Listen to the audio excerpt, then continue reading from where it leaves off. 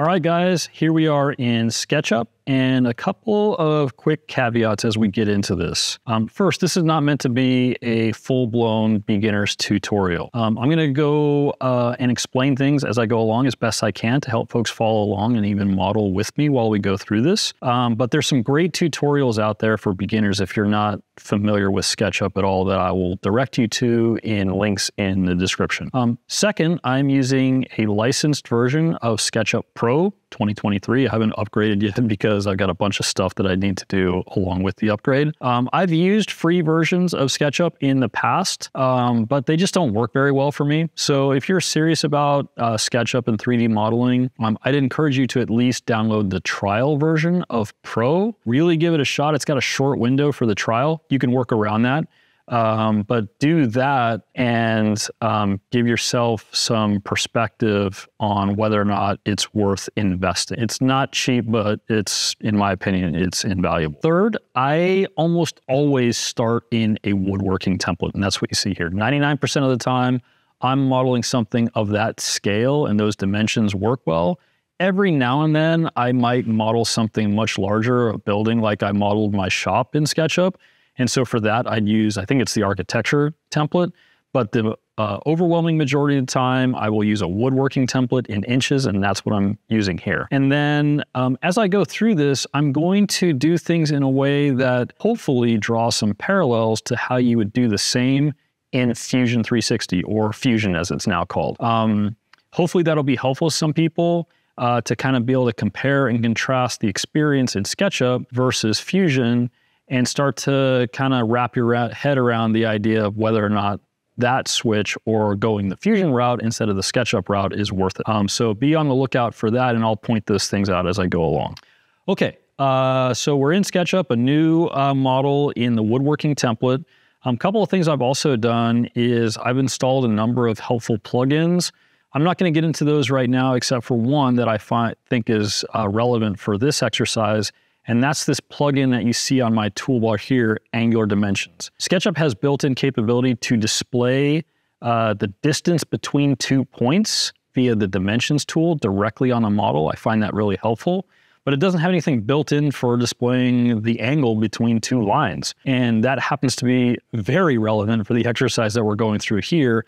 So that plugin, I think, will be really helpful. The other thing I've done is, in general, I've tailored my toolbar to include the functions I use most regularly. And one of those that I use all the time are the camera views. And so you see those here. It's easy to get lost modeling in 3D space. And, while we can orbit around, using the mouse, these camera views are really helpful in explicitly indicating, hey, I want to look at this model from this perspective and sort of sanity check, did I model stuff where I think I did? So having the camera views directly on the toolbar, I find invaluable as well. And again, that's also going to help draw some parallels between doing things in SketchUp and how we would accomplish the same in Fusion. All right, so now let's start modeling. Now that we got all of that out of the way. The first thing that we're gonna do is model a profile of the frustum. And I find I do this a lot. One way to model objects in 3D is to model them directly point to point or line to line. But I found more often than not that it's actually much easier, more powerful, and faster to instead think about objects as a profile and then an extrusion. So think of a simple ramp sink, right? A ramp sink, if you look at it from the side, is really an extrusion of just an angled profile. Much faster to model it that way than it is trying to draw that angular face directly. So let's do that. And we're going to look at 3D space from the right-hand side, if you will. And so that's where, if you look at these different camera views, I'm going to select this one right here. And you'll notice it's now just showing the blue y-axis and the green z-axis. So that's kind of a helpful indicator of the way I'm looking at the model. And then I'm gonna do something else I do quite a bit of, and that is I'm gonna draw an object to help me draw other objects. Rather than trying to model those directly, I often find, particularly with angles and things like that, it's much easier to draw like a bounding box and then draw within that bounding box. So let's do that. I'm gonna first start with the rectangle tool here, and I recommend always starting drawing from the origin. That'll help make sure that you are drawing where you think you are drawing. Again, it's easy to get lost in 3D space. So I'll click there, and then I am going to pull out from there. With every tool in SketchUp, you can draw directly by clicking, pulling, and clicking. But I find it more often than not, it's much easier to enter those dimensions explicitly. So in particular, in this case, what we're drawing this box for is to establish that height of the frustum. And remember from our previous video, we talked about an ideal height being somewhere between 14 and 16 inches for a frustum that would be used as a fireball. So in this case, I'll use 14 inches as our target, and I'm gonna draw a helper bounding box to do that. So what we want is something that is 14 inches tall, and it doesn't matter how wide, but we'll go 14 by 14. So the easiest way to do that is to just enter those dimensions. If you look in the bottom right corner, you'll see the current dimensions of what I have started to draw, but you can type in there, so 14, and anytime you have multiple dimensions, you separate those with a comma. So in our case, 14, comma 14, and that has drawn a 14 by 14 square. And you'll notice how far out we are zoomed in space, and that might not have been obvious. So to kind of zoom in to the right sort of perspective, we could just use, in my case, the middle mouse wheel to do that. But instead, I'm going to use this handy function here, zoom extents. And what that'll do is anything that you've got drawn on the canvas in SketchUp that is visible, it will zoom the camera view to fit all of that. Okay, and so that's what we've done here, zoom extents. Now the next thing I'm gonna do is annotate the model with the dimensions to kind of help us visually understand our model, its dimensions, and the proportions related to one another. So the dimensions tool is great for that. So I'll select dimensions here, and then I'll click on this top corner of this edge on the left-hand side and the bottom corner, and that represents the height of our frustum. And then drag off to the side, and now we can see in the model, what is that distance? Another thing I like to do is I like to change the fonts, their style and the size, so that I can see them better both on the model and on printed paper. I'm getting a little old, harder to see, bigger fonts are better. So to do that, if I go under Window, and then in the model info, you'll see it's already selected it for me because I come do this regularly, but it might not be selected for you. It might be at animation. Come select dimensions, and then you'll see where you can change the fonts. And I like to use Red Hat Display. Pick a font that works well for you. Red Hat Display happens to be my brand's font, so I like to use that. I'll go ahead and make it extra bold, and I'm gonna bump it up to 24. I find 24 works pretty well, okay? So you'll notice that that is now the default font for any dimension I create from this point forward. You'll notice the one in the model is still what it was. So to update that, I can select all the dimensions. When I click that, notice how it's now blue, meaning it has selected it, and I can go ahead and update with the changes. And there we go, it's changed the font and it's bigger. Now, one more thing I like to do is the leader lines, the endpoint styles, I like to change those from the arrows to slashes. It's a little bit more construction diagram oriented. So I'll go ahead and change that to slash. Same thing, select all dimensions, they're already selected, update, and now you'll notice that arrow, or what used to be an arrow, is now a slash. All right, so now we've got the model annotated with that height dimension. Now let's start to model that side angle. And if you remember from our earlier video, we went and explored different side angles, started to understand how side angle relates to the miter and bevel angle. And we kind of determined, at least for me, the ideal side angle was one that not only aesthetically looked pleasing and balanced, but also landed on a blade tilt that was a whole number. That way it would be easier to set on the track saw or the tools that I have. One of those side angles we landed on was 31.7 degrees. That yields a blade tilt of a whole number of 37 degrees. So let's model that right there. So to do that in SketchUp, I'm actually going to use the protractor tool as one way to draw an angular guide, or one way to draw a guide that happens to be an angle. Now I could have drawn that bounding box, the one that's 14 inches tall here, also with a set of guides, but again, it's just much easier in this particular case to do it with a rectangular object directly. So that's why I did that, but just so you know, we could have done this all with guides. So I'll go ahead and use the protractor tool, and I'll select this upper left corner, And then by side angle, they mean the angle from vertical over. So to do that, I will click the upper corner, come down this vertical side of our square, click anywhere on that, and then start to move over. And you can see in the bottom right, the dimensions are showing what the angle is at that point. So right now I've got a 15-degree angle. Well, I want 31.7. It's not that easy to land on that. Again, you can type in the dimensions for that as well. So 31.7, hit enter, and there's an angular guide, 31.7 degrees. Let's go ahead and annotate that as well. And this is where this plugin for angular dimensions becomes handy. So click on the angular dimensions, and then the way it works is you click on one side, the vertex, and the other side that define that angle, and it will display that angle for you. So I'm gonna go ahead and click here, the vertex, and then down this angle, and anywhere, it doesn't matter. I just, sort of go halfway. And there we go. We've got the 31.7 degrees annotated directly onto our model. Now, another thing that I know is going to be helpful downstream is to annotate the complement of this angle. So 90 minus that. We could do the math in our head, but why not just do it directly on the model? So same thing, in the angular dimensions tool, somewhere along this top horizontal edge now, go over to the vertex, anywhere down this line, and there's the complement. So 58.3 degrees. And again, I know downstream that's gonna be helpful.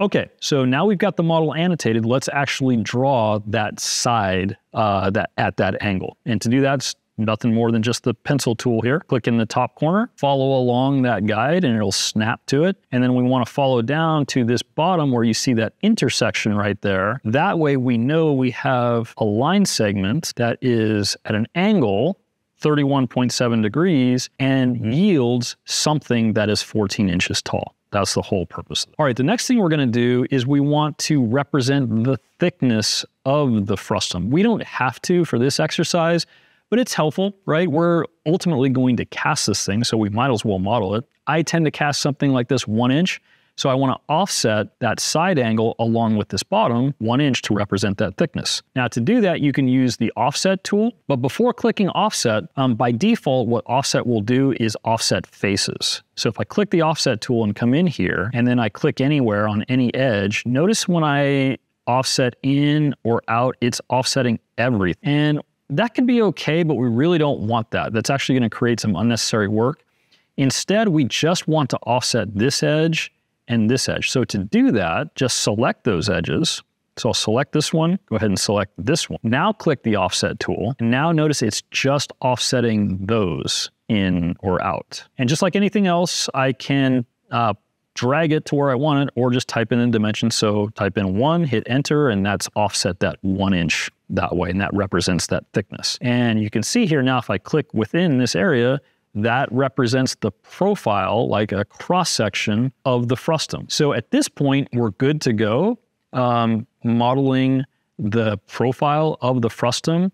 The next step is to then draw a path that we're going to extrude that along to generate the 3D representation of that frustum. Let's go ahead and do that. And I'm going to go ahead and click on ISO view here and zoom out a little bit, kind of remind ourselves where we are in 3D space, right? Remember, we were looking at it from the right-hand side, but from an ISO view, right, that's kind of where we are. Now, another thing I know we're going to need to do is move this out of the way of the origin. And I'll explain more of that as we go along, but we don't want our geometry of one sort of object to interfere with the geometry of another object. So it's easier to move it out of the way, because again, I like to draw everything starting at the origin. All right, so if I drag left to right here, notice how it's selected almost everything, but it didn't quite get the guide. I could shift click on the guide and that will include that. Or the other way, just like a lot of other tools, is I could go bottom right to left, and then that way it will include anything that is within that, and that includes the guide. So I'm gonna go ahead and select everything, and then I'm gonna use our move tool and just take a corner here and start to move all that stuff out of the way, just slightly out of the way of the origin, so that when I draw my next, this geometry won't. Okay, so let's do that. And the geometry that we want to draw represents the top perimeter of the top opening of the frustum. So we just need a square there in this case. And I'm just gonna start with a 28 by 28 square. That would represent a 28 by 28 frustum 14 inches tall. So let's do that. And I could draw it here, but I'm gonna look at things now from the top down. So I'll select this camera view, and it looks a little weird, but if I move things just a little bit, you'll see where we are in space. Okay, I'll go ahead and select the rectangle tool, snap it to the origin, click, drag out, and again, let's enter our dimensions directly. 28, 28 represents that square. We were zoomed in a little bit, zoom extents, fits everything into the view, and now we can kind of see where everything sort of is relative to one another, how those proportions are, and going to this ISO view will give us an even better perspective of that. Okay, that represents that opening, the top of the frustum, the path that we want to extrude along. Just like before, I want to move that out of the way because I don't want geometries to intersect or conflict with one another. So I can go ahead and select everything here, move tool, and move it up just a little bit. Now, if you move slow enough and close enough to the line, Sketchup has something that's called inference, and it's sort of trying to figure out what are you trying to do? Where are you trying to move? And it kind of helps us by keeping it locked to that axis. But if I move too far of it, it says, oh, you know what you're doing. Go ahead and move it wherever you want. You can force inference to happen. You can lock it by using the arrow keys. And so let me show you how that works. I'm way out here in space, but I'm going to hit the up arrow key and notice how it locked it back over to the vertical Y axis. And notice how the dashed line there is now that bold blue. That's helping me understand that it's locked the inference along that axis. Okay, and I just need to move it up just a little bit out of the way. And then the other thing I need to do is I don't need the face inside that rectangle, so I'm going to select that and delete it. I just need the perimeter as a path. Okay, final step here, we want to extrude this face along that path, and what will be helpful is to move a copy of that. That way we won't disturb our original geometry because we might want to make some changes to that down the road. So to do that, I'm going to use the move tool again, come over here to a corner of that face I've already selected, but I'm going to click the Option key, and notice how it has a plus sign there. Now it's kind of small, and I think that that's going to be Alt on Windows. I can't remember. I'll look that up and we'll figure it out. But when you get that plus key, now when you click and move something, you're moving a copy of it, right? That's exactly what we want. Versus if I adjust the move key directly, just go this, oops, let's select that face. And if I went and moved this directly, notice how it's like moving everything connected to that, and we don't want that. Move tool, Option on a Mac, click that corner. All right, now we're set. Now we want to extrude this, the face of this profile along this path. And you might think it's this guy right here. So extrude in SketchUp is push-pull. That's the feature that you use. The limitation with push-pull is that it's linear. It only knows how to push-pull in one direction or the other. It doesn't know how to drag that along a path. So that's not exactly what we want. That's useful, but not in this case. Instead, what we want to do is what's called sweeping that profile around that path. And in SketchUp, that is the Follow Me tool. So if I go ahead and click Follow Me, and then this face, and then now I can guide it along this path, and notice how it's following the path as I'm following along with my mouse. Now, that's okay, and it works, but it can be a little, it's not super intuitive or ergonomic to do it that way, and with complex paths, it gets challenging in a hurry. The good news is there's an easier way to do this. Instead of selecting push-pull, then the profile and guiding along the path, instead, select your path first. So I'm going to triple click here. That'll select that entire set of line segments that are connected and say, that's the path I want to sweep along. Now select the Follow Me tool, and all I have to do now is click that path. Boom, it sweeps it for you. So that can again be really helpful, particularly if your path is complex in any way. And there we go. We have now a 3D representation of our frustum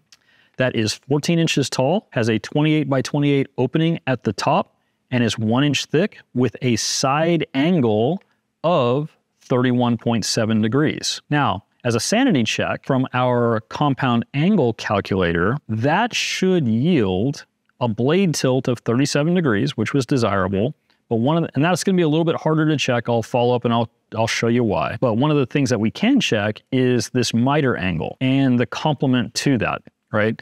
And that represents this angle right here between this top edge and this side edge. So let's use the angular dimensions tool to see what that yields. So I'll click on angular dimensions, click anywhere on this top edge, come over to the vertex, anywhere down this side edge, 62.3 degrees, jibes with that complement. It's not doing the side that it's swept in, it's actually measuring the face itself. That's exactly what we want right there. So that helps us with a sanity check to make sure that by following the dimensions that this calculator has generated for us, that actually jives with what we were thinking that would yield in a 3D model. So there you go. There's a couple things about this that we're going to iterate on. As a planter or a water feature, I think it looks great. As a fire ball, it doesn't look quite right to me. It looks a little top heavy. Looks a little too, steep on those angles. Like something that might tip over, and that wouldn't be a good thing. The problem with it is either the angle or the proportions. So we're gonna come back to that in the next video and explore making changes to that.